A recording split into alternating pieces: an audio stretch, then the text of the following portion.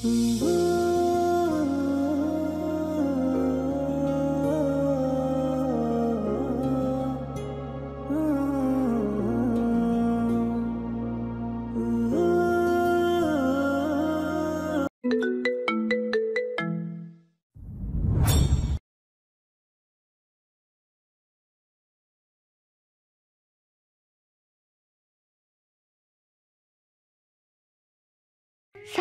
ক্রিস্টান casino. কিষান চমকে ওঠে। নামটা তার খুব পরিচিত, যেন কোনো এক দূর অতীত থেকে ফিরে এসেছে। তার মনের ভেতরে কোনো অজানা উদ্বেগ জেগে ওঠে। সে জানে এই মুহূর্তের মধ্যে কিছু ভীষণ গুরুত্বপূর্ণ তথ্য বেরিয়ে আসবে। সে অবাক কণ্ঠে সে মহিলার দিকে তাকে প্রশ্ন করে, আপনি একজন ধর্ষকের স্ত্রী। সে এখন কোথায় আছে আপনি জানেন? তার কোনো খোঁজ দিতে পারবেন, অথবা তার সম্পর্কে আরও কিছু বলতে পারবেন? মহিলাটির গলা শুকিয়ে আসে। দীর্ঘ নিঃশ্বাস নেওয়ার পর সে মৃদুভাবে বলল, সে কোথায় আছে সেটা জানি না, তবে তার সম্পর্কে সব কিছু বলতে পারবো। তার আগে আমাকে একটু পানি খাওয়াবেন, বড্ড তৃষ্ণা পেয়ে গেছে। মুহূর্তেই কিষান নিজ হাতে পানি নিয়ে এসে মহিলাটির দিকে এগিয়ে দেয়। মহিলাটি এক পলক না তাকিয়ে গ্লাসটি গ্রহণ করে। ধীরে ধীরে পানির শীতল ঢোক গলার নামাতে থাকে। পানি খাওয়ার সঙ্গে সঙ্গে তার তৃষ্ণা মিটে যায়। কিষান কপালে ভাঁজ করে বলে ওঠে, আপনার নাম তো জানতে পারলাম না, কোথায় থাকেন আপনি? এক মুহূর্তের জন্য তার চোখে একটি অদ্ভুত শূন্যতা জড়িয়ে পড়ে। সে দীর্ঘ নিঃশ্বাস ফেলে, যেন ভারী কিছু বুক থেকে বের করার জন্য প্রস্তুত হচ্ছে। তারপর শান্ত কণ্ঠে সে বলে, আলিসা রোজ, আমেরিকা আমার জন্মস্থান। কিষান চুপচাপ তার দিকে তাকায়। সে গভীর রহস্যের গন্ধ পাচ্ছে। তার মন এক মুহূর্তে বিভ্রান্ত হয়ে যায়, তবে একই সঙ্গে কিছুটা আগ্রহ তৈরি হয়। সে ধীরে ধীরে আবার প্রশ্ন করে, আপনার এবং আপনার স্বামীর অতীত সম্পর্কে জানতে চাই। বাচ্চাগুলোকে কেনই বা ধর্ষণ করে? সব কিছু বলুন। আলিশা চুপচাপ কিছুক্ষণ তাকিয়ে থাকে। তার চোখে গভীর এক শূন্যতা, যেন কোনো স্মৃতির বোঝা তাকে অনেক বছর ধরে কষ্ট দিয়ে যাচ্ছে। মুহূর্তেই গভীর শ্বাস টানতে টানতে সে ঠোঁট ফাঁক করে বলে, অতীত। আমেরিকার নিউ ইয়র্ক শহরের মধ্যবিত্ত পরিবারের মেয়ে আলিশা। বয়স তখন মাত্র ২০ বছর। তার পরিবার সাদামাটা, কোনো বিলাসিতা নাই। তবে ছোটবেলা থেকেই আলিশার মধ্যে কিছুটা আলাদা ভাবনা, যা তাকে অন্যদের থেকে সব সময় ভিন্ন করে তোলে। আলিশা সর্বদা নীরব থাকতে পছন্দ করে। নিত্যদিনের মতোই সে ভার্সিটির মাঠ দিয়ে হেঁটে ক্লাসরুমের দিকে এগোচ্ছিল। ঠিক সেই মুহূর্তে তাকে পেছন থেকে কেউ একজন এসে চোখ বন্ধ করে ফেলে। আলিশা মুচকি হেসে বলে, জেনি, আমি জানি এটা তুই, তাই লুকোচুরি বন্ধ কর। জেনি মন খারাপ করে আলিশার সামনে এসে দাঁড়ালো। এরপর গাল ফুলিয়ে জিজ্ঞাসা করলো, কিভাবে আমাকে প্রতিবার চিনে ফেলিস বলতো? আলিশা মুচকি হাসে, কোনো উত্তর দেয় না। জেনি পুনরায় আনন্দে উচ্ছ্বাসে জিজ্ঞাসা করে, আলিশা, তুই কি কখনো প্রেমে পড়েছিস? প্রেমে তো পড়া হয়নি, কিন্তু এমন কাউকে ভালোবাসতে চাই যে পৃথিবীর সবার থেকে আলাদা হবে। পৃথিবীর সবাই মানুষ, আলাদা কেউ কিভাবে হবে?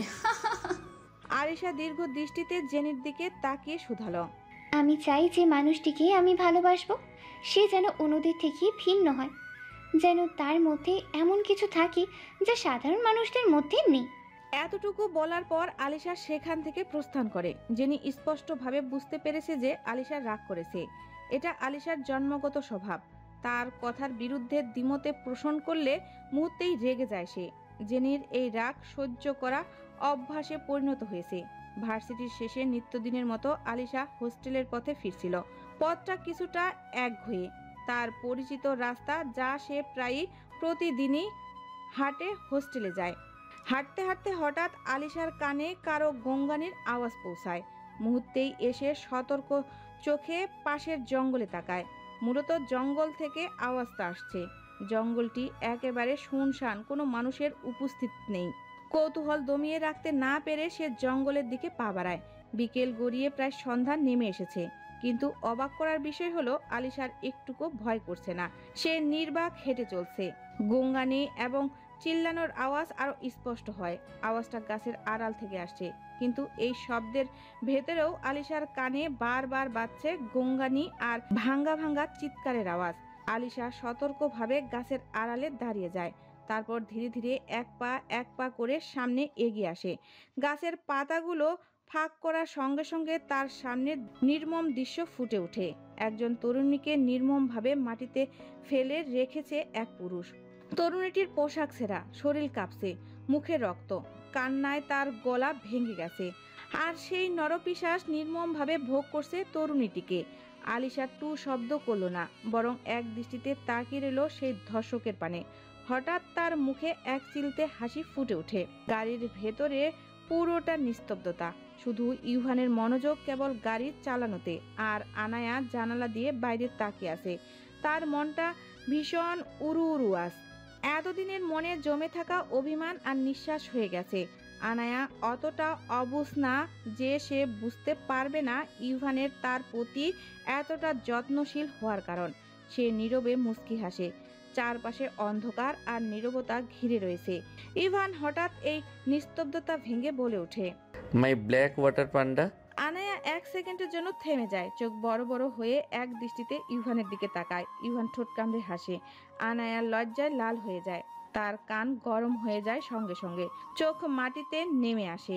একটা মানুষ এতটা নির্লজ্জ কিভাবে হতে পারে? উফ, অসভ্য ফকস্টার কথাকার। আনায়া মনে মনে বলে। ইভান আর চোখে আনায়ার লজ্জা মুখশ্রীর দিকে তাকে পুনরায় বলে, তুই এত রেড হয়ে যাচ্ছিস কেন? তুই কি লজ্জা পাচ্ছিস সানশাইন? আনায়ার ঠোঁট কাঁপতে থাকে। অন্যদিকে তাকে হাঁসফাঁস করে। হ্যাঁ, আমি কেন লজ্জা পাবো আজও? ইভান বেশ মজা নিচ্ছে, সেটা তার চেহারা দেখেই বোঝা যাচ্ছে। সে আবার কিছুটা ব্যঙ্গ করে বলে, কারণ আমি লজ্জা দিচ্ছি তাই। আনায়া মুহূর্তের জন্য ইভানের দিকে তাকায়। বুকের ভেতরটা ধকধক করছে। এতটা লজ্জা সে সারা জীবনেও পায়নি। এই লোকটাকে তাকে আজকে লজ্জা দিয়ে মারার প্ল্যান করেছে।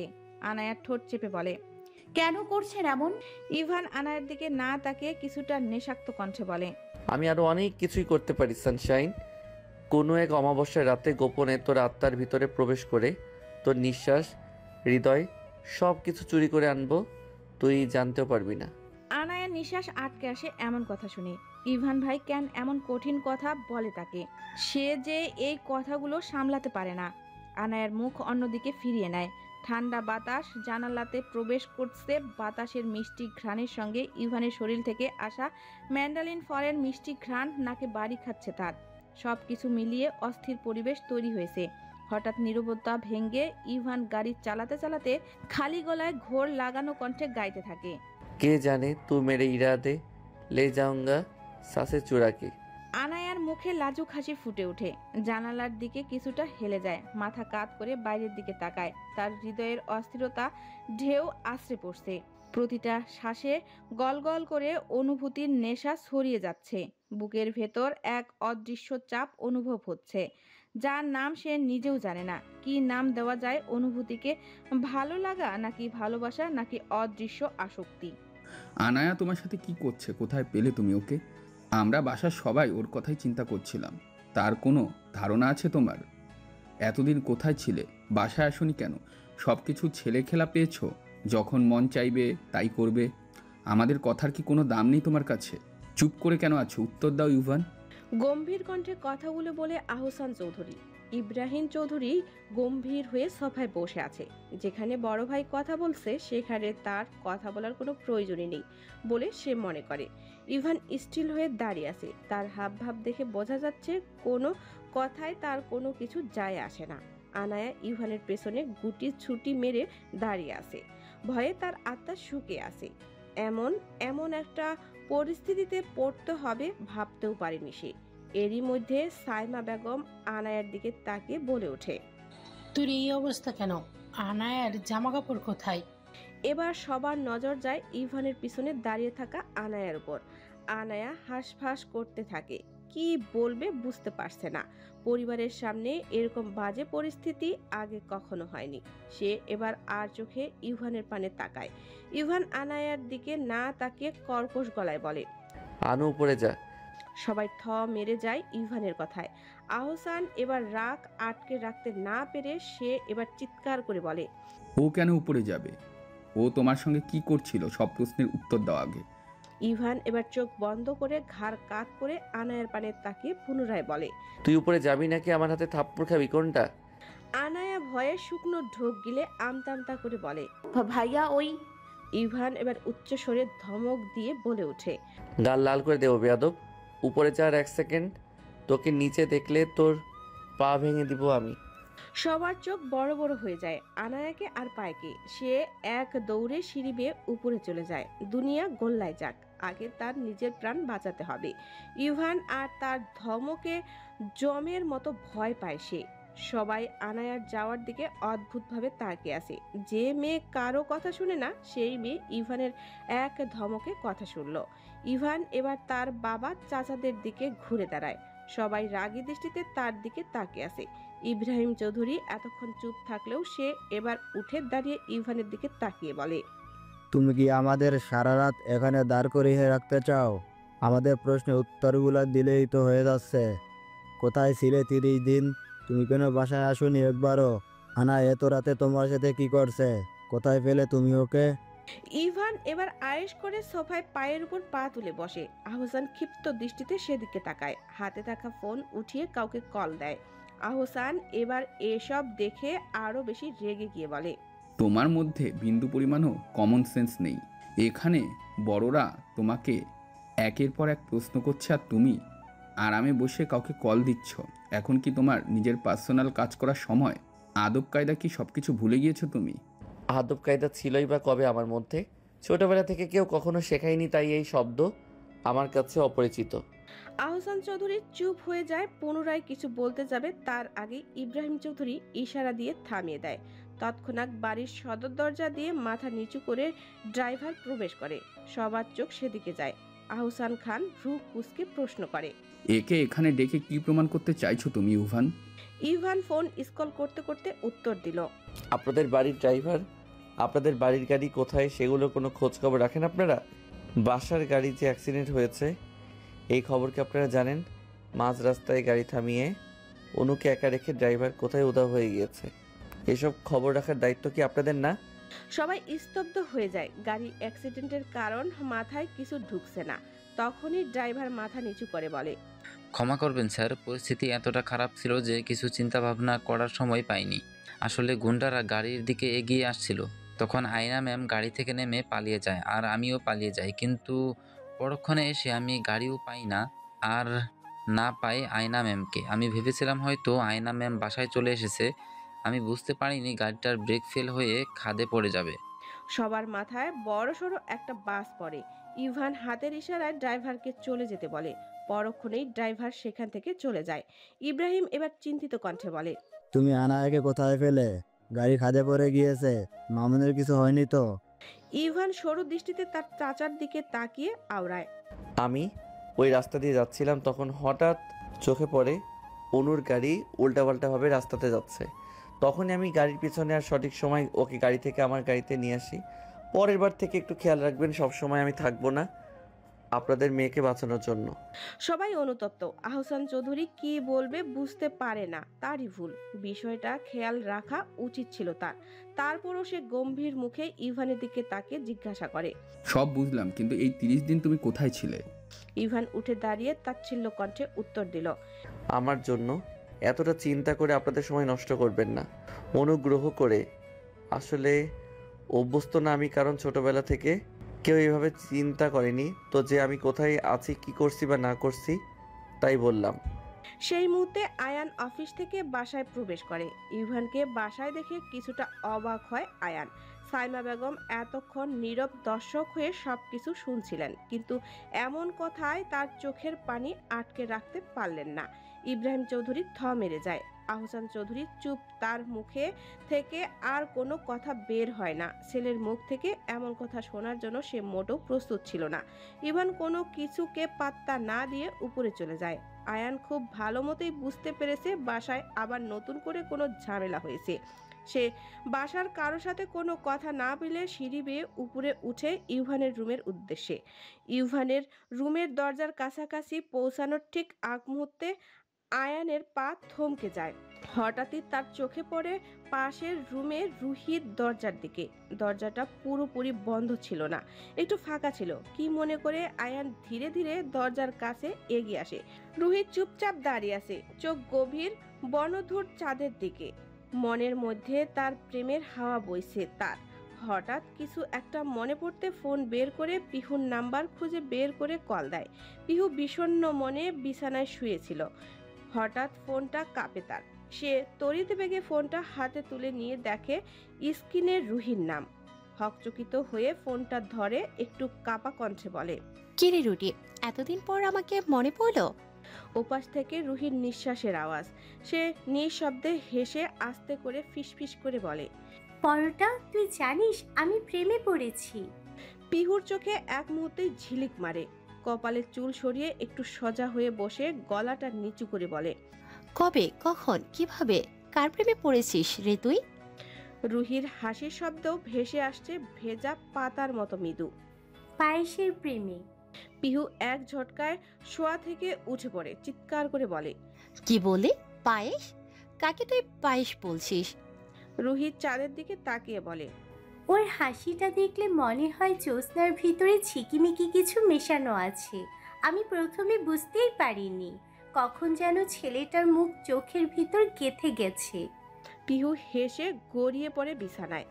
ও গড, তোকে কে বলেছে এত সিনেমা দেখতে? নাম বল, নাম। আমি দেখিনি পায়েসটা দেখতে কেমন।